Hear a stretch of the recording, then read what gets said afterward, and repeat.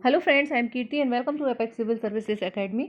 लता मंगेशकर से संबंधित important questions जो भी अपकमिंग एग्जाम्स या क्विज में आ सकते हैं, चाहे वो यूपीएससी, यूपीपीसीएस, एमपीपीएससी, एसएससी या कौन बनेगा करोड़पति, जो 14वां सीजन स्टार्ट होने वाला है, उन सभी के लिए लता मंगेशकर से रिलेटेड इंपॉर्टेंट क्वेश्चंस इसमें कवर किए गए हैं। साथ ही साथ हम उनको याद करने की टेक्निक भी बताएंगे, जिससे आप कभी भी गलत आंसर नहीं करेंगे और यहाँ से 1 नंबर आपका पक्का है, आना ही आना है। इन सबको रट लीजिए, कोई भी आप एग्जाम देंगे ये क्वेश्चन आपको जरूर मिलेगा। सबसे पहले जन्म है इनका 28 सितंबर 1929 को हुआ है। ठीक है, तो जन्म पूछा जा सकता है, डेट भी याद रखना है, सन भी याद रखना है ना। इंदौर मध्य प्रदेश से है। ठीक है, और इनकी मृत्यु जो निधन हुआ है 6 फरवरी, आप सभी को पता है कल, और इसीलिए कल मैं उनका वो अंतिम संस्कार का कार्यक्रम देख रही थी, इस वजह से वीडियो लाने में देर हो गई, उसके लिए सॉरी। और अब ये क्वेश्चंस जो हैं वो आप लोग याद कर लीजिए। ठीक है, 6 फरवरी 28 सितंबर 1929 को जन्म। इनका सब कुछ याद रखने के लिए ज़्यादातर मोस्ट इंपॉर्टेंट फैक्ट जो है, हमें एक 9 नंबर याद रखना है। ये टेक्निक है, ट्रिक है, जो कि आपको काफ़ी काम आएगी। ठीक है, 1929, ठीक है, 1929 में उनका जन्म हुआ, लास्ट में 9 आ रहा है, 28 सितंबर 1929। और मृत्यु जो हुई है 6 फरवरी 1922 को ब्रीज नहीं है, ब्रीच कैंडी हॉस्पिटल मुंबई में। ठीक है, अभी सबको याद है, लेकिन जब एग्जाम आएगी तब अगर यहाँ से क्वेश्चन बन जाएगा किस हॉस्पिटल में और कहाँ पे, क्योंकि पार्क जो है वो कॉम्पिटिटिव एग्जाम में ज़्यादा पूछे जाते हैं। तो अल्फ्रेड पार्क, अलग अलग जो नेता हुए हैं, व्यक्तित्व हुए हमारे देश के महान व्यक्ति, उनसे संबंधित पार्क काफ़ी हिस्ट्री में हम पढ़ते हैं। तो यहाँ पे ये ऑप्शन में आपको कंफ्यूज करने के लिए शिवाजी पार्क दे सकते हैं, तो हमें याद रखना है। अभी तो पता है और जो लोग, लेकिन फिर भी उस टाइम पे हमें याद रखना है। नेक्स्ट है उपनाम इनका कौन कौन सा है, तो स्वर साम्राज्ञी कहा जाता है, स्वर कोकिला कहा जाता है, राष्ट्र की आवाज और सहस्राब्दी की आवाज, ये सारा ही इनको बोला जाता है। इसके अलावा इनकी माता का नाम है सेवंती मंगेशकर, पिता का नाम है दीनानाथ मंगेशकर, भाई है हृदयनाथ मंगेशकर और बहनें हैं आशा भोसले, उषा मंगेशकर और मीना मंगेशकर। ठीक है, तो ये आशा जी, उषा जी और मीना जी, ये इनकी बहनें हैं तीनों। ठीक है, और प्रमुख पुरस्कार एवं सम्मान मोस्ट इंपॉर्टेंट याद रखना है, और इनको याद रखने की टेक्निक भी, वो नंबर भी 9 जो मैंने आपको बताया है, बहुत ही ये आपके काम आने वाला है। कुल भारत सरकार ने जो अवार्ड दिए हैं वो 5 हैं, नंबर यदि पूछा जाए तो 5 भारत सरकार के। ठीक है, फिर महाराष्ट्र सरकार के अलग है। तो भारत सरकार के जो प्रमुख अवार्ड दिए गए हैं वो उनको 5 हैं। पद्म भूषण पहला है, पद्म भूषण। पद्म भूषण कब दिया गया, ये दिया गया 1969 में। ठीक है, 1969 में दिया गया, तो यहाँ पे भी 9 आ रहा है। ठीक है, 29 में बर्थ हुआ है, हम देख चुके हैं। ठीक है, 1929 में बर्थ, डेट ऑफ बर्थ उनकी। ठीक है, 28 सितंबर 29।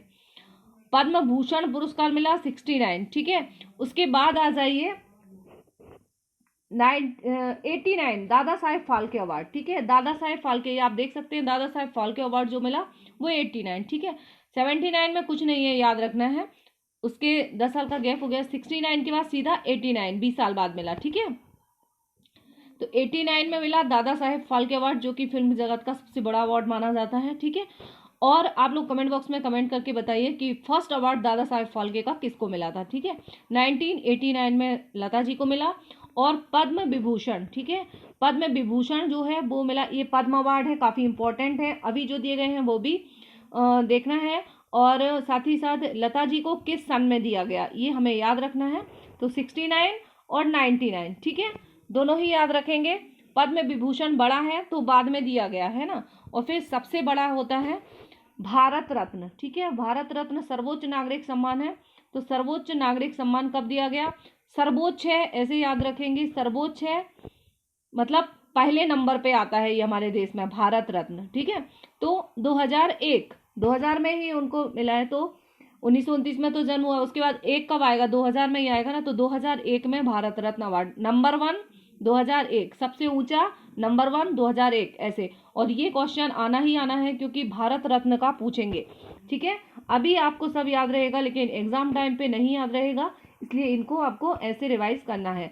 9 नंबर आ रहा है, 69, 99, 89। ठीक है, दादा साहेब फाल्के 89 में मिला है, और पद्म भूषण और पद्म विभूषण में 69 से 79, 89, 99, 30 साल का अंतर है। ठीक है, 30 साल का डिफरेंस है पद्म भूषण और पद्म विभूषण में, बट 99 ही है, ये हमें याद रखना है। फिर मिला लाइफ टाइम अचीवमेंट अवार्ड्स, ठीक है, ये अभी रिसेंट मिला है। तो सबसे आखिरी में कौन सा मिला है? लाइफ टाइम अचीवमेंट अवार्ड्स 2008 में मिला, जो कि उनको जीवन भर के लिए उनकी उपलब्धि के लिए।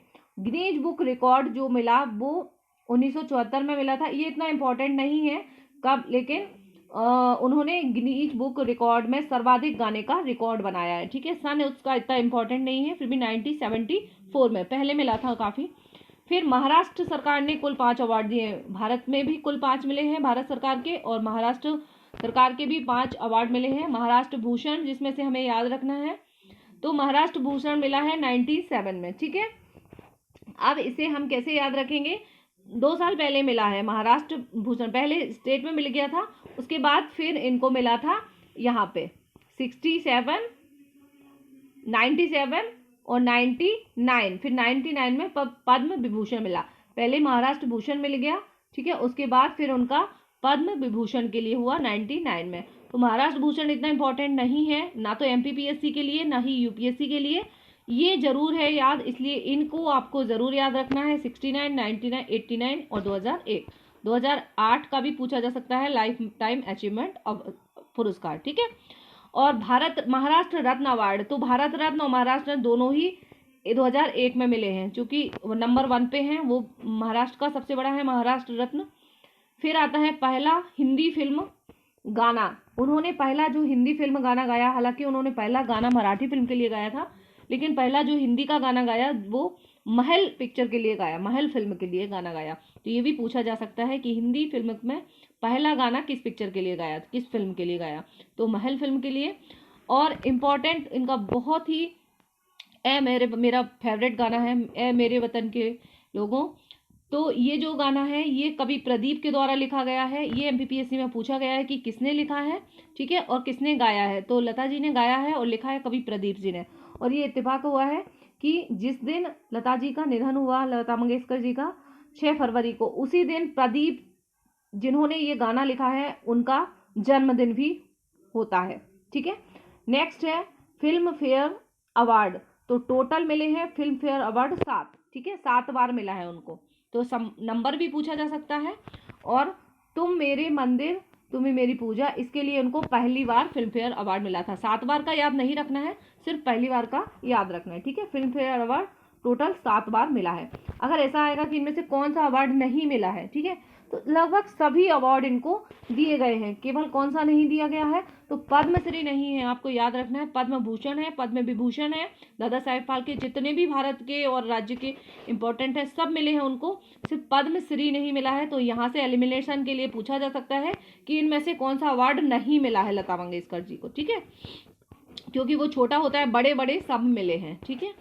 और इसके बाद राष्ट्रीय फिल्म पुरस्कार टोटल मिले हैं 3 बार, फिल्म फेयर मिले हैं 7 बार, ठीक है, और राष्ट्रीय फिल्म पुरस्कार उनको 3 बार मिला है। नेशनल अवार्ड 3 बार मिले हैं, 1972 में, 74 में और 90 में, ठीक है, 1972, 1974, 1990 3 में मिले हैं। नंबर आपको याद रखने की ज़रूरत नहीं है।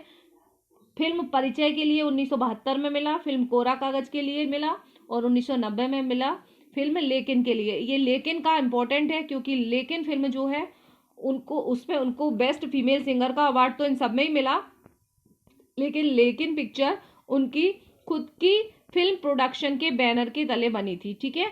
वो गायिका के साथ साथ और संगीतकार भी रही, और फिल्म प्रोडक्शन बैनर भी उनका खुद का था, जिसके बैनर तले लेकिन पिक्चर बनी थी, और जिसमें उन्हें बेस्ट गायिका का अवार्ड मिला था फीमेल सिंगर का, ठीक है। तो ये मोस्ट इंपॉर्टेंट है लेकिन पिक्चर, ठीक है।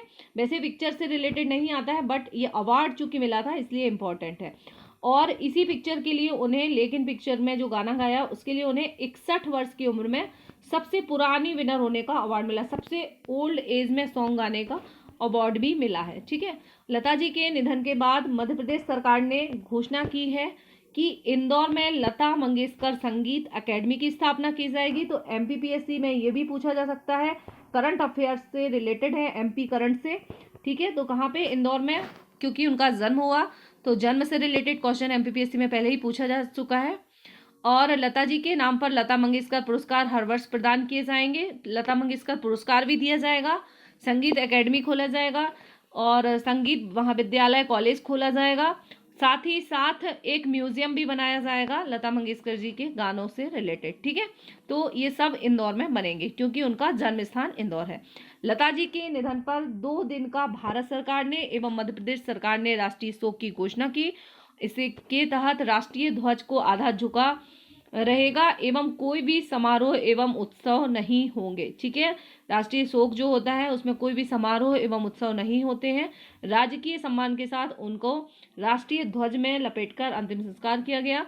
सभी लोगों ने देखा होगा, बताने की जरूरत नहीं है, ठीक है। लेकिन ध्वज लपेटा जाता है राजकीय सम्मान के साथ जब अंतिम संस्कार होता है, तो ये हमें याद रखना होगा। तो ये इंपॉर्टेंट फैक्ट है, इनको हमें याद रखना है। और Padma Bhushan 69, Padma Vibhushan 99, Dada Saheb Phalke 89, Bharat Ratna 2001, life time achievement 2008। ये मोस्ट इंपॉर्टेंट क्वेश्चन है जिनको याद रखना है। स्वर कोकिला, राष्ट्र की आवाज, सहस्त्राब्दी की आवाज, स्वर साम्राज्ञी, इनके नाम से इनको जाना जाता है। 28 सितंबर 1929 में जन्म हुआ। Thank you very much for watching. मिलते हैं नेक्स्ट वीडियो के साथ। करंट अफेयर्स नेक्स्ट वीडियो जो रहेगा वो हमारा रहेगा करंट अफेयर्स जो पिछले महीने के रहे हैं उससे रिलेटेड इम्पॉर्टेंट क्वेश्चंस का, जनवरी माह के इम्पॉर्टेंट क्वेश्चन का करंट अफेयर्स का वीडियो रहेगा। मिलते हैं नेक्स्ट वीडियो का। Thank you.